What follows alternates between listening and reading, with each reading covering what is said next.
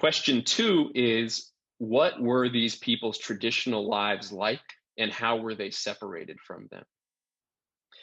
So once we start to know generally what populations our ancestors come from, and a lot of times people are like, I'm a European mutt. I've literally heard people say that. And I used to think something along those lines, but sometimes when you trace back, you're like, okay, I come from these two or three groups primarily, which can bring a lot of clarity of like, I'm going to learn about the histories of these groups.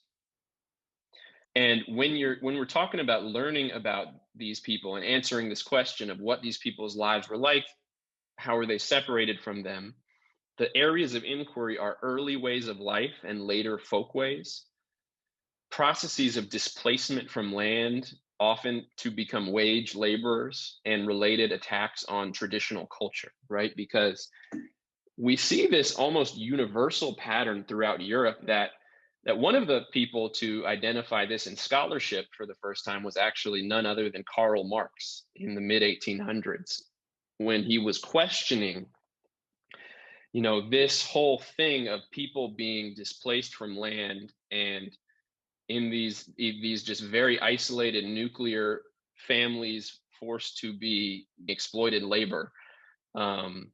Like that this was not the natural way of things, and it didn't just happen naturally, right? That there were actually processes that forcibly displaced folks from traditional communities.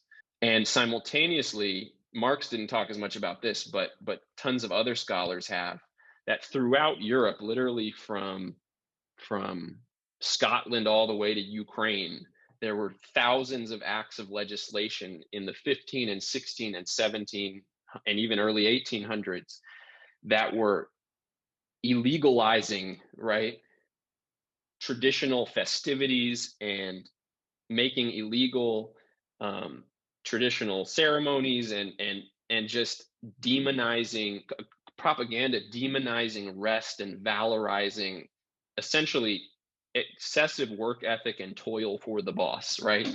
And there is research possibilities of finding how those things impacted both the displacement and cultural attack impacted our ancestors when we know who they are and where they were. And the displacement happened, in tons of different ways too, many times related to capitalism and sometimes related to pre-capitalist things, all the way from, Jewish folks being displaced and Muslim folks being displaced from Spain in the same time Columbus sailed the Atlantic, all the way to, English folks being displaced off commonly held lands, and German folks had the same things happening in the 16 and 17 and hundreds, Scottish Highlanders in the mid 1700s following the Battle of Culloden, having when they were militarily defeated by the English, having their entire traditional clan system destroyed, every cultural form made illegal, people thrown off the land, thousands and thousands deported as indentured servants, turning that land into for-profit and large-scale sheep pasturage. All these things, a lot to learn there.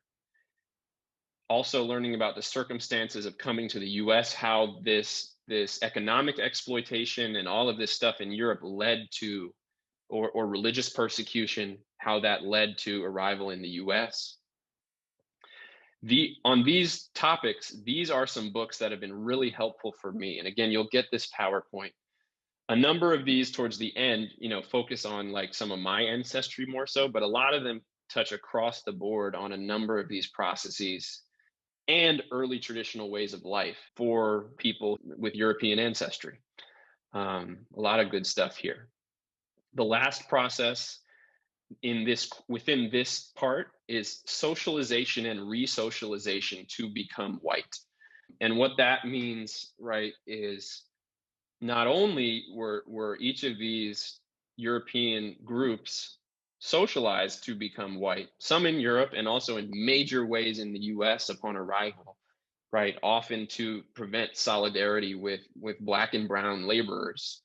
But they were also re-socialized, right? There are all of these times when multiracial coalitions have arisen and racial regimes have started to weaken. And then there have been these these ruling class led campaigns to re-socialize people to become white. And many of the things that we know about in history, including things like Jim Crow, we don't learn the political context for their institutionalization and for the propaganda that went along with them. And a lot of times it ties into that divide and conquer theme. Um, and in terms of those processes of socialization and re-socialization, these are some books that have been really helpful for me, some of my ancestors, and also other groups as well. These are some really powerful, cool books. Question 3, how did my specific ancestors' experiences relate to these broader patterns? After you have traced a few lines further back, right? So say you've both traced some of your lines back a ways to where you kind of know where those lines came from. And you also know generally kind of some of these processes of traditional life ways and displacement and socialization, white socialization about some of these ancestral groups of yours. You can try to find, and this is hard to do, but sometimes you can do it. You can try to locate those patterns in the specific stories of some of your ancestors. And I'm going to give you an example of how I did this.